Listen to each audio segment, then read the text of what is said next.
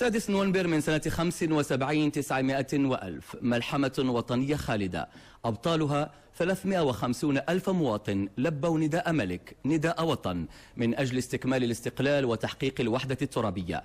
فكانت مسيرة خضراء أسهمت في إعادة الأقاليم الجنوبية للمملكة التي كانت ترزح تحت نير الاستعمار إلى الوطن الأم. قيس محسن يطرق أبواب الذاكرة الوطنية.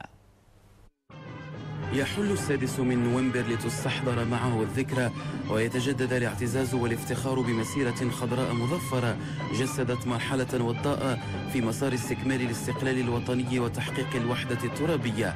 كل المغاربة يؤكدون وهم يخلدون هذه الذكرى الوطنية المجيدة صمودهم وتعبئتهم واستعدادهم لمواصلة السير قدما على درب الملاحم والمكارم لصيانة وحدتهم الترابية وتثبيت مكاسبهم الوطنية.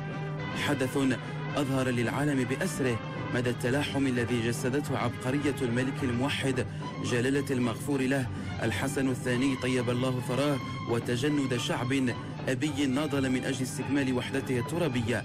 وكانت الانطلاقة بخطاب تاريخي لمبدع المسيرة الخضراء عشية المسيرة. شعبي العزيز، غدا إن شاء الله ستخترق الحدود، غدا إن شاء الله ستنطلق المسيرة، غدا إن شاء الله ستطؤون أرضا من أراضيكم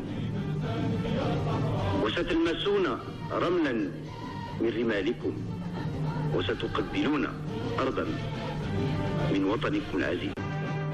انطلقت جماهير المتطوعين من كل فئات وشرائح المجتمع المغربي ومن سائر ربوع الوطن 350 ألف مغربي ومغربية بنظام وانتظام توجهوا صوب الأقاليم الصحراوية لتحريرها من براثن الاحتلال الإسباني، وبأسلوب حضاري سلمي فريد من نوعه استرجع الحق المسلوب وتحقق لقاء أبناء الوطن الواحد بعدما حطمت الحدود المصطنعة وانتهى الوجود الاستعماري على جزء غالي من الوطن.